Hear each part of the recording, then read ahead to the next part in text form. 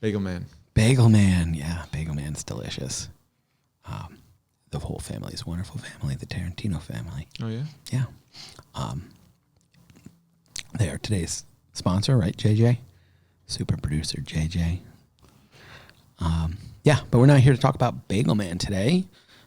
We are here to talk about 1754 House. Yes, sir. Which we visited earlier this week, and the interview with Michael Bates Walsh in Woodbury, Connecticut, from Vermont, central southwestern corner of Vermont, Manchester. Into one of the oldest inns in Connecticut.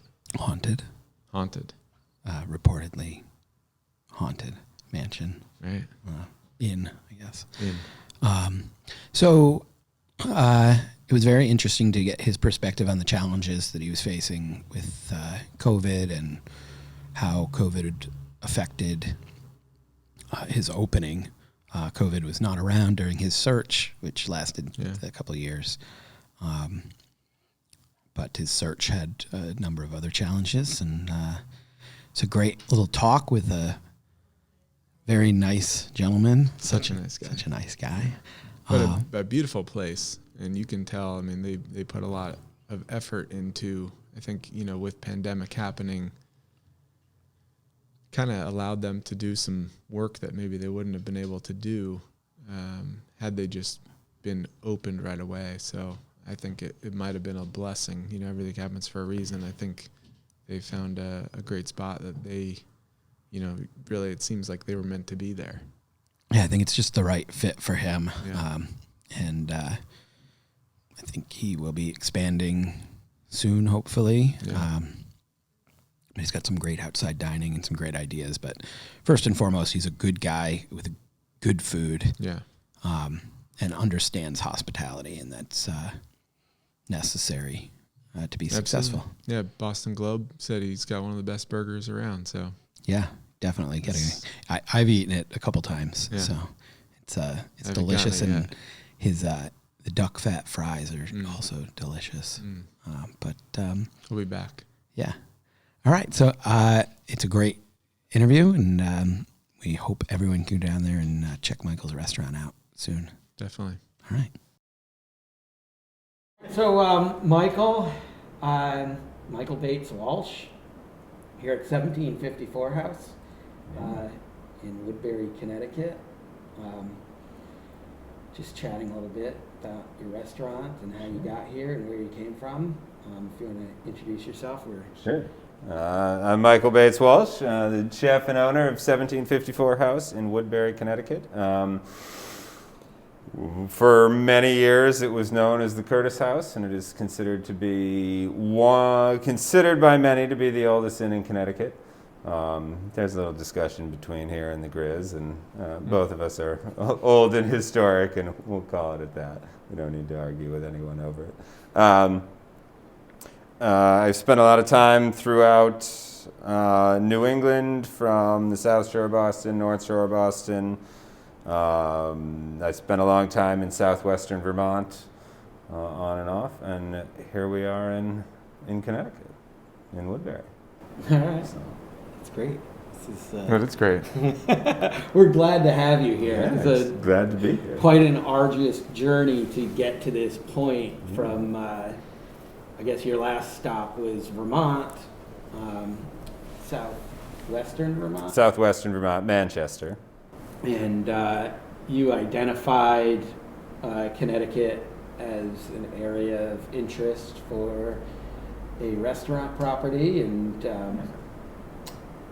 that was, goodness, how many years ago did we meet? Over 2 Just over 2 years ago we started. That's right, because we're in the new year now. So so you inquired in one of our properties. I don't even remember which one at this point. Actually, might have been a few properties. I recognize the 802 area code, and as I grew up in Vermont, I sort of jumped in the middle of it and had some free time at the office and made a phone call to you, and you answered, And we chatted a little bit and started looking for a restaurant space for you while you were still in Vermont. Correct. Yeah. And interestingly enough, we have a number of clients that approach things as you are approaching them, as you did approach them. But it's tough to really get a feel for where you want to be looking from afar.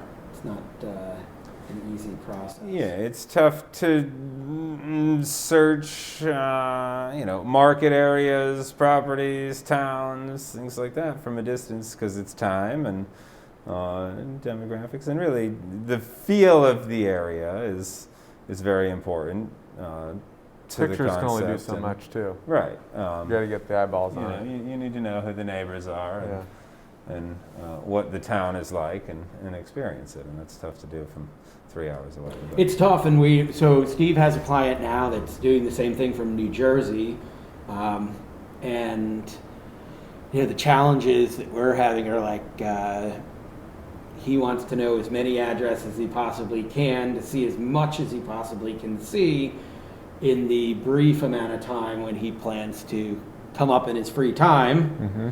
And it's difficult, and It's Steve can speak yeah. to this. It's difficult to try to steer him away from that and say, I can give you 100 addresses, but then you've got 100 places to sift through, and you're never going to get to see all of them. Right. Trust us enough to really learn what you're looking for and spread, we can thin that out and try to get you some inventory and access to things that maybe you're not going to, you'll miss if we just gave you everything.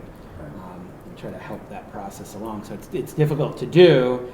From the other side of the coin, how difficult is it that when you were doing that to actually wrap your head around? Because you did that with us. I feel like you didn't ask us for everything.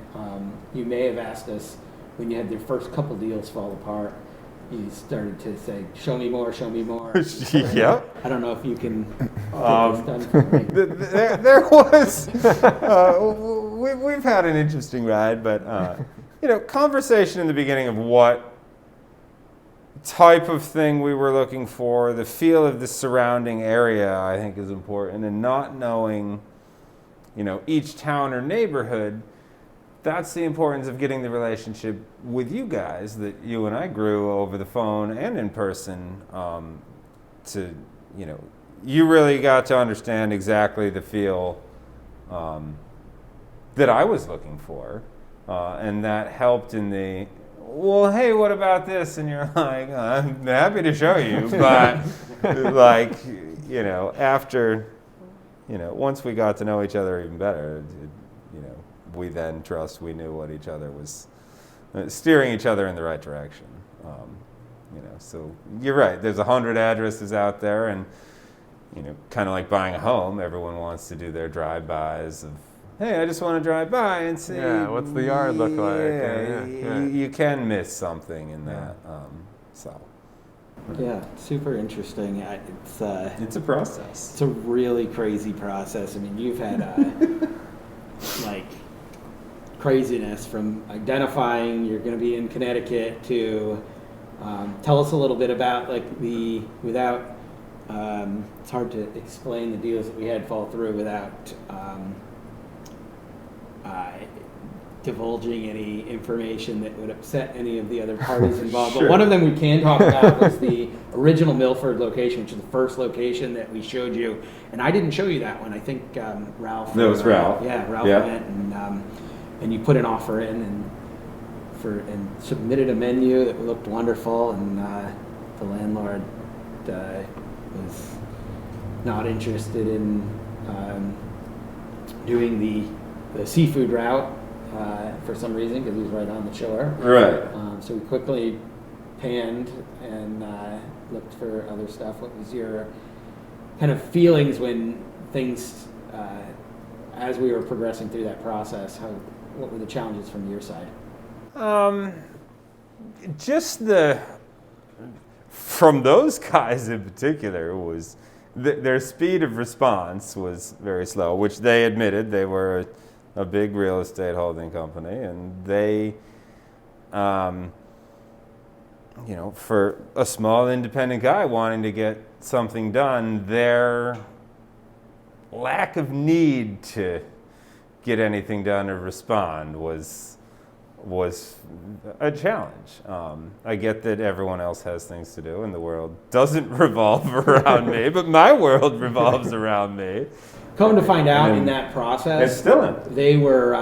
We ended up getting that space leased, and then shortly after the lease was signed, they sold their East Coast portfolio, and that was sort of, they had that sale pending, and were negotiating the sale of a $50 million building, which was more important to them than doing getting the lease done. And they were not sure they wanted to lease the restaurant while that was going on. Of course, they didn't tell us any of that. Right. So Yeah. we were just sort of swinging in the wind. Would have been good info to have. Yeah, it would have been great info, but quite Yeah. frankly, it was Didn't happen for a reason. it's a though. blessing Yeah. that it didn't happen. And there were a lot of times, I think Michael was then calling me and saying, well, I saw this one, what about this? And, or I'd call him and want to force him into looking at something that maybe he didn't want, just to try to get him something and show him that I was doing the work. But I'm glad we didn't force the issue on anything. And that's after time, it started to feel that, okay, this would be okay. And it's like, wait, we don't want this to be okay. We want Let's this to not be the settle, right thing. Right. And as time was going back and forth, I think we both were in positions of that. And, okay, this could work. Yeah, but... Was it always just restaurants? Or did you look at anything else that had rooms, like this? Looked at everything. I mean, we looked at everything under the sun. Yeah, I think there were a couple maybe that had something like this, but it's, the main property we were involved with, we had a lease agreed to. It needed the sale of the property to go through. And that went on for, probably almost a year. Right. Without anything happening, and then the deal fell apart in the 11th hour, right 30 days before closing. And Michael had already bought a house here, moved down from Vermont, so he really committed. And oddly enough, that deal fell apart, and then you found 1754 house, the Curtis house. Yeah. And a situation that you were really comfortable with, and building a brand that really closely mirrors that old New England charm that you're familiar with. Right.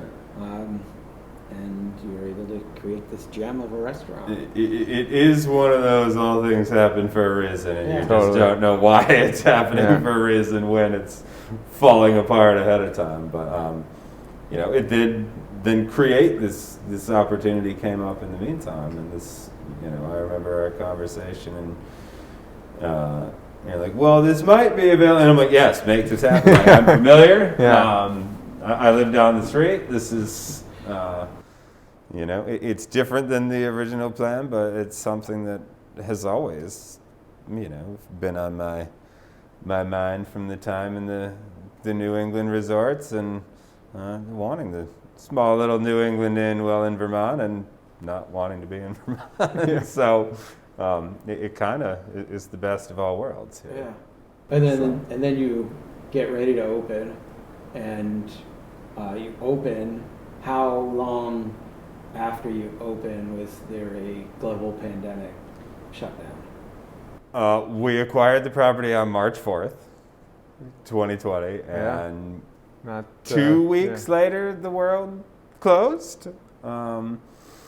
Something like that. I don't remember exactly how long. And the world shut down. The state went to lockdown, and we ordered a lot more supplies online than anticipated. And we just kind of came in and did our work, and waited for deliveries and cleaned up and redid the dining room, and we're working on that in the public spaces, and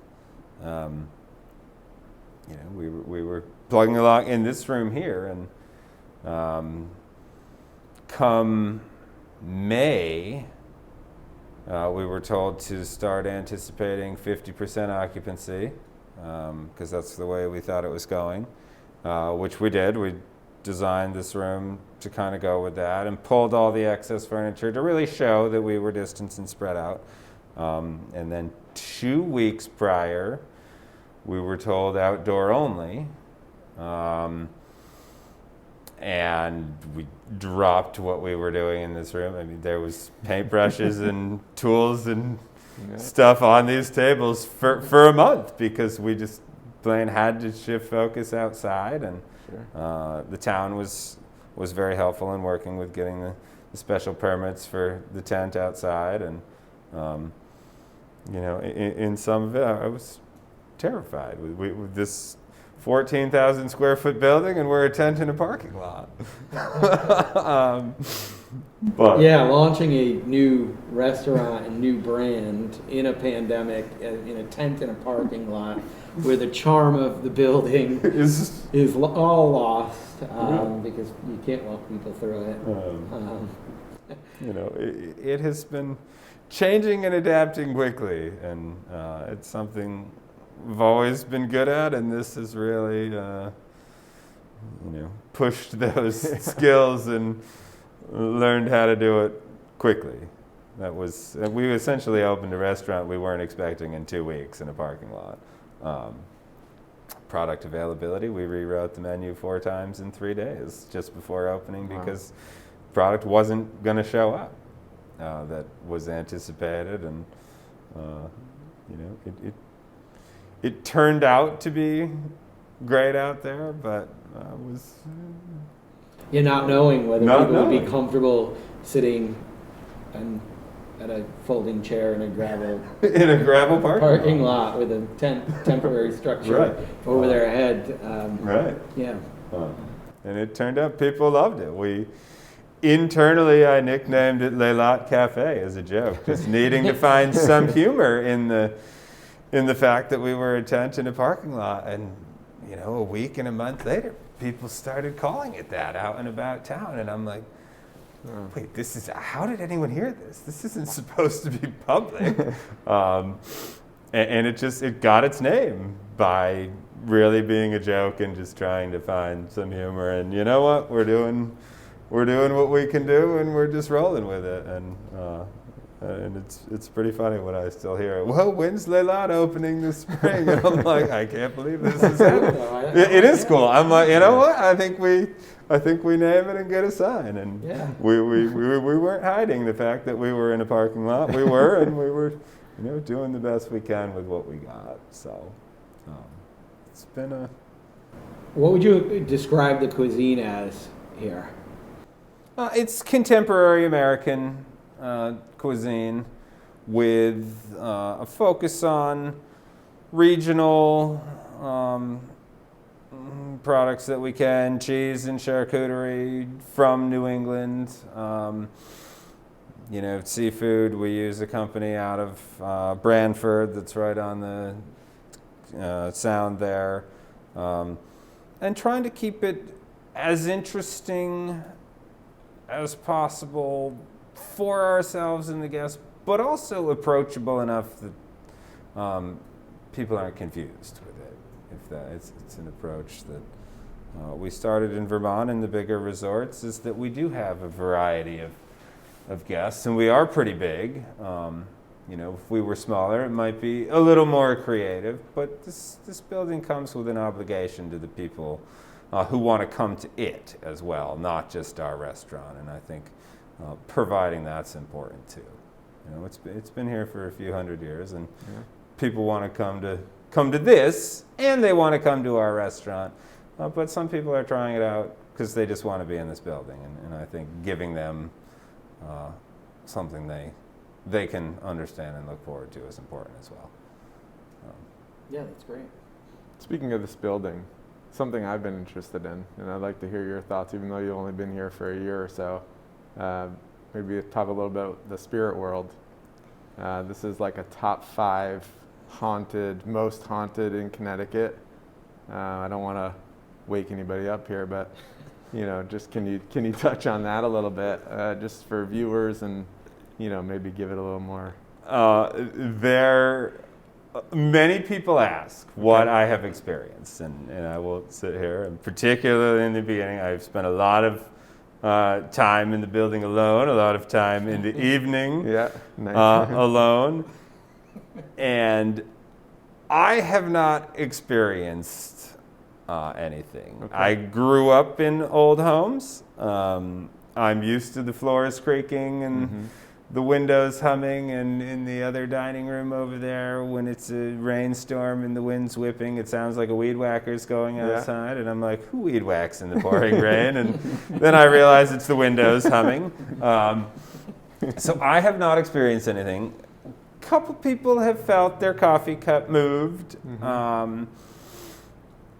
Not many people I had talked to had really felt anything. Funny you ask, until last night. Really? We had a woman here, and I said, "Oh, have you seen upstairs?" She's like, "Oh, I saw upstairs years ago. I don't want to do it again."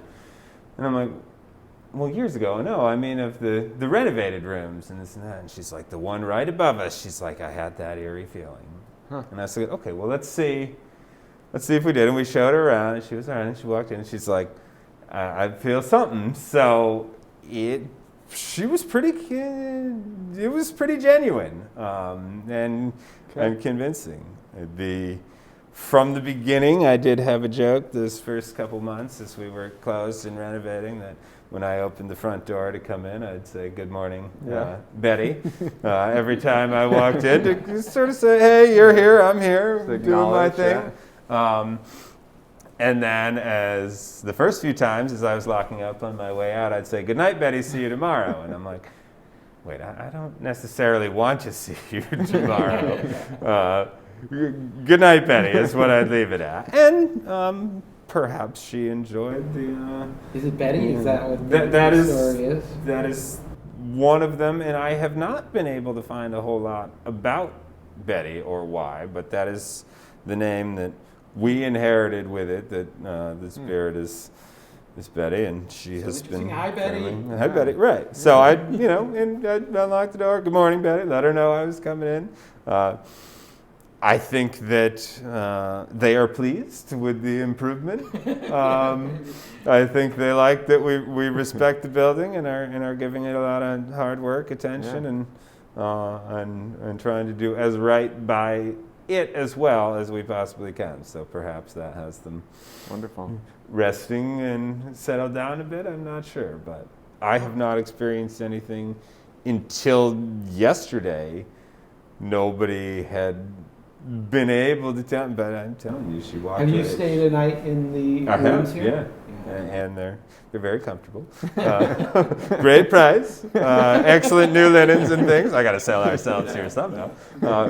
I have not experienced anything that can't be explained by wind or creaks or this or that. And a lot of people come in and they sit right here and they're like, "Okay, where are the ghosts?" Yeah. And I'm like, I don't control them. Well, when I stay the night, am I going to see him? And I'm like, I don't know. Like, it's I'm not saying they're not here, and I'm not saying, "Hey, ghost sighting guaranteed." Yeah, show yourself now, room. Betty. Right. Like, It doesn't work that way. they do their thing, and clearly we both are respectful of each other being here. Yeah. That's kind How many rooms do you have here available at this moment? At this moment, so technically there are 17 rooms. 11 of them have private bathrooms, and 6 of them share. So they are there. The 6 shared baths do go to some people. They're obviously not our most popular, but they do happen for people traveling together, or some families have taken the whole inn and things like that. But we really focus on the 7 in this building. We've redone and really upgraded, made them a lot cleaner, more comfortable. much same theme as we did in the dining room here. First thing was new linens, absolutely. The bed needs to look like you want to get in it. Yeah. Was the first step. So we focused on the 7 with private baths that are in the main inn. 3 of them are kings and 4 of them are queens. And then in the carriage house next door is 4 rooms that have queens with private baths. So 17, 11, 7. It's actually a harder question. Everyone asks, and I'm like, well, it depends on who you ask on what day. It's somewhere between 7 and 6 and 17. And so Okay. it is kind of, yeah. If you ask in the beginning, how many rooms are there? There's 11. And if you ask Kara, the inn manager, there's 17. And I'm like, well, so I usually respond with, depends on who you ask, which sparks a good conversation of, what? How does that matter? Well. So kind of like what's interesting to me is like the challenges that you faced finding the location. When addressing all of that and opening it up and going through this whole process to where you are now, were your expected challenges, the things that you were expecting to find the most difficult, were those the actual most difficult items, or were there just these sneaky other items that kind of came about? No, I think from a distance in my thought going into it was the challenge for me would be finding what's perfect within my range. And that's kind of what I anticipated, of wanting, X and having Y to put into it and get started. And we worked within that fairly well. It was the learning that it hinges on a lot of other people as well was new. It's you walk into a store and the product is on the shelf. You want it, you pay for it, you leave. So kind of learning that there's a lot more of a work in progress and other people's feelings and time frames, and it's not quite as everything first appears, I think, is the adjustment that it takes longer than. How are the staffing issues here? I mean, it seems like every time I come, you've got a really well-trained, full staff. But you are very remote, relatively remote. I'll tell you about staffing issues in a remote area some other time. We'd go 6 months without anyone applying for decent positions in Vermont, and I'm like, what in the... Yeah, that's true, I guess. So this is a different kind of challenge. Staffing is hard anywhere, whether you're in downtown New York, Boston, here, Vermont, wherever. Staffing is tough these days, nationwide. There's a lot of applicants. It's sifting through, finding the right people for here. We really, we opened in, we were hiring and interviewing in a global pandemic, and some people, it's tough to be new, and people were scared of their own job security, who wanted to change then. Who wants to take that risk? Because any new opening is going to have, short of established groups, adding properties. I think anyone coming in for the first time is, the local workforce is a little gun shy of what is it going to be like? Is it sustainable? Am I going to be able to pay my bills, I think, is a question. So we did have a lot of really bright college students mixed in with some more seasoned veterans. And one thing was just talking to them and, what do you want to do? And a lot of them were really smart. I hate to use the word kids, but I guess I'm older now. I will call them college kids. But a lot of them were just really smart and really impressive human beings. And I'm like, well, we have to have you. And when they send in their resume and they're 2 years into their master program and they had a 4.0 through their bachelor's and a 3.8 through their master's, I'm like, all right, we want to talk to this person. This person's smarter than I am.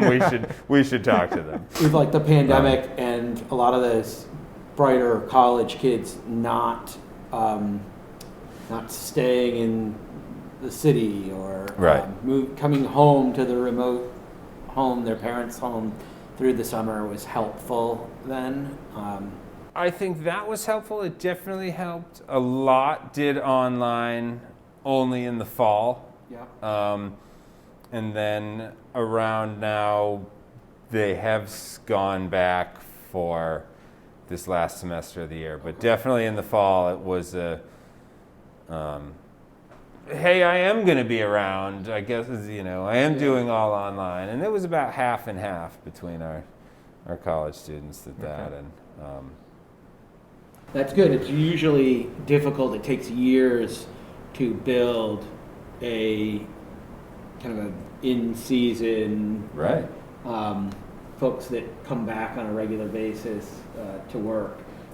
That's sometimes a difficult thing for a brand, a new restaurant to just have, and maybe the pandemic expedited that a little bit for you, which is going to be great for rolling into the springtime, opening up. Sure. Yeah, we're going to grow very quickly when we get outside again. Yeah. And that's going to require more. We will be busier when it's warmer and there's outside, and we will need more for that. And having something that are great waiting on May 15th is nice, and I check in with them regularly. We're just talking, okay, so what exact day are you done? And what are your plans this summer? Well, I'm not sure. No, are you going to be in the area, or are you looking for something? Oh, no, I'll be here. I plan on coming back. Okay. So we're keeping in touch, and hey, 4 months, don't forget about us. Just checking in, because they are great, and it's tough being seasonal, being able to have that fluctuation with people who know it, is important because it's tough, and hiring takes time, training takes time. Hiring does not necessarily take time. Hiring well takes time, and training well takes time. Okay. Trust me, I tried it both ways. Good point. Going through the applications takes time. Scheduling the interviews takes time. One thing that was very new to me in terms of challenges with staffing is the amount of applicants we got that we set up interviews with at their convenience. What time works for you? I can do Wednesday at noon. Great, we'll see you Wednesday at noon. To then not show up. Yeah. No call, No call, and I'm like, why are you? We had 9 in 1 week, and I'm like, what are we doing wrong? Other than, and I'm like, this was at their time. It's not like we said, all in 6 person a.m. through the pandemic. All in. That was. So we did do a bunch over the phone. We didn't get to Skype. It was April. We did a fair amount outside, and just kind of milled around the grass area, which I'm used to doing from opening hotels. We'd interview people in the street all the time. Just let me text when you're here, and we'll come down. Where do I go? Just stand and look up. All right. So we're used to that. Most people think we're ridiculous for interviewing people in the parking lot, but hey, what else are we going to do? Yeah. You can come now? Great. Yeah. We'll be right there. So it's we tried to keep the foot traffic down. It was warming up as we did outside. We didn't want groups or things like that. Some people we did over the phone. We didn't end up using Skype. We kind of found ways to avoid it, Skype or Zoom, which I'm sure now as it developed, we probably would. Yeah. It just kind of, we found ways to But I'm also not very tech savvy, so I'm like, let's meet outside. What, Zoom, huh? Yeah, I'm zooming down the street off to the next thing. But so it's learning to adjust, and I think having the face-to-face conversation is important. It's different than the phone. It's different than through the screen. Definitely. Even just having a casual conversation in the grass, you get a better sense of how a person is. Yeah, absolutely, I agree. Well, that's great. That's one of the main challenges that every operator, most of our clients have, and it's hasn't really changed much. Pandemic did not. I mean, I'm sure it affected it, but it's always been an issue. Sure. And that's one of the, we have a lot of really great clients that come to terms with it themselves that they want to expand and open up another location. Then they start identifying the locations and they start really thinking about it, and staffing it and operating it are always the reason that they back away if they do back away. Right. It's just very difficult to Sure. be comfortable expanding, and they're all the face for you if you can't be there. Absolutely. Particularly as I try and talk to as many guests as I can. I think on a week basis, I'm at about 60%. If you come at 6 on Saturday and are out by 7:30 or 8, there's a good chance I probably am not going to get to swing by your table. If you're in that later round, as we're finishing up, I can make my way around. But there's tied back there. Finding good people that you trust, that can share your mission and Sure. Yeah. Which is not easy. It's personality way more than experience and desire, and why they. The big question is, why do you want to do this? Yeah. I've had people who say, I don't. I hate this industry. And I'm like, this isn't going to work. No, I know. It's funny. It's like you can't teach charisma. I can teach you how to use the POS. I can train you to learn the menu, but we can't teach how to be charismatic or care. You can't teach somebody to care. Exactly. Empathy. Yeah. Right.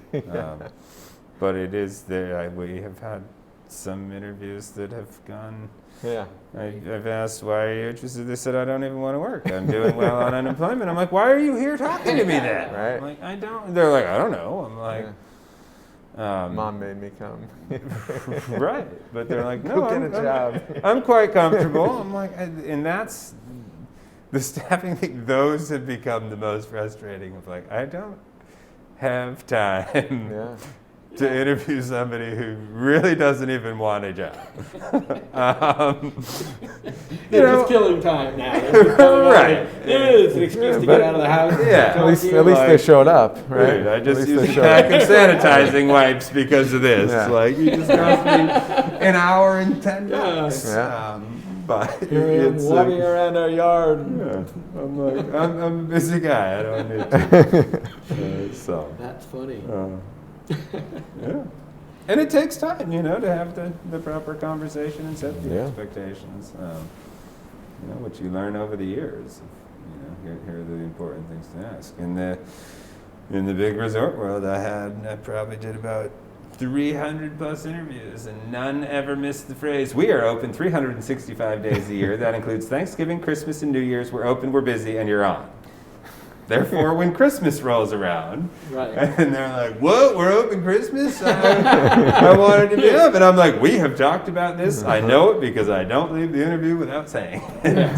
So speaking of hours, what are your hours here as it stands, kind of winter pandemic right now? We are Tuesday through Sunday, 11:30 to 9 for dining. And we hold that... we're sticking to that. We have some lunches that aren't busy, but I don't want to change it all the time. Yeah. I think it's confusing to guests. I will sit here alone in a snowstorm if I need to. Maybe it's the Vermont guy in me, but I'm like, you know what? Somebody comes, and they did, and the guy's even like, you don't close early because of the snow. I'm like, you're here. Isn't that enough? Yeah, no, I appreciate that. You know, I said I wasn't the guy. you drove out in the snow. No, but and he's pretty regular and he's great to us. And I said, you braved the snow to come. Yeah, that's great. You know, what does it tell you if we get it? I've always said if I sit on the counter in a snowstorm to do 2, I'll sit on the counter in a snowstorm to do 2. Very cool. I can get here. But yeah, I try and not mess with the days. It's crossed my mind in November. I'm like, oh boy. I agree with you. I think it's helpful to have set hours. You do not want to confuse the guests, especially when you're Right. first, you're launching a new brand. Sure. And the state has sort of helped you a little bit with the limitations. 9 is an easy answer. You start to think, oh, do I need to keep it open late? Do I need to? Right. It's always easier to expand hours than contract them Right. down the road. So, And we've started with 9, and we say, hey, here are the things. And I mean, I could have changed it to 8 because you had to be in the beginning out by 9:30. And I'm like, we tell the guests when they get here. I don't want to. yeah. Why make it 8 to then make 10 to Right, and then they're exactly. In a world where they can dine as late as they want, it's I've had people say, well, we close at 9. No, we typically stop sitting at 9 is my answer. If we're still going, we will keep going. Right. If there are tickets hanging, guess what? We're still seating. Yeah. So Well, that's saying. Well, we wish you all the best of luck. I love the restaurant. Yeah, And, beautiful. it's been a blast. Yeah, it's a cool space. I wish we had some more camera shots. Maybe we can snag some before we go. Some of the other rooms, because it's just such an interesting building. And also maybe make some viewers come check it out for themselves. Sure, yeah. Yeah, absolutely. And Yeah. it's toasty by the fire. Yeah. One of the benefits in terms of the feeling and actually being safe, but we have a ton of storage. So instead of a lot of places with a smaller footprint who don't have a basement that covers an enormous building, is they have to have their tables taped off and Yeah. things like that, or pulling chairs or marking up booths or whatever. We were able to just take everything out, lay it out as 6 feet plus. Yeah, the You know, aesthetic, it helps. Definitely. Yeah. It helps Spread out. the feeling of it, and that Totally. way, particularly in the beginning, is it's set for the max capacity and it's 6 feet. A mistake cannot be made physically. If the chairs are full, we are still within the parameters, and that was important. That person sat too long and we had a Sure. reservation. I said, the places that seat a lot less, yeah, they need to rely on those turn times and things like that. We didn't really have to, and said it. This is legal, and if they park all night, if the seats are full, we're still okay. And I think that was an advantage for people's mindset and feeling of safety and security. That hey, okay, this is good. That's great. So. Yeah. man. We thank you. We thank Well, you thank for you. allowing us to be here, and It's my pleasure. as hopefully Anytime we I get to through- hang out with you guys is Yeah, a blast. totally. Like we were talking about it, and PJ, who had to step out, came up with the name of the podcast, and it's immediately like Such a Michael- nice guy. Michael podcast. has to be the. It just has to happen. Yeah, He's so. such a nice guy. Such a nice guy. So it's perfect. I Cool. appreciate your time. I know you're busy. Yeah. Got lots to go prepare for, and we will see you soon for some food. Cool. Yeah, maybe we'll come back on. We'll plug in a little promo code. Sure. And get some of the people watching to come in and use the code for a little discount on Yeah. some good For home sure. We're happy school, to. home quality meal. We're happy to do that. Yes. Thank you. Cool. Yeah, awesome. Thank you, Michael. Thanks. Cool.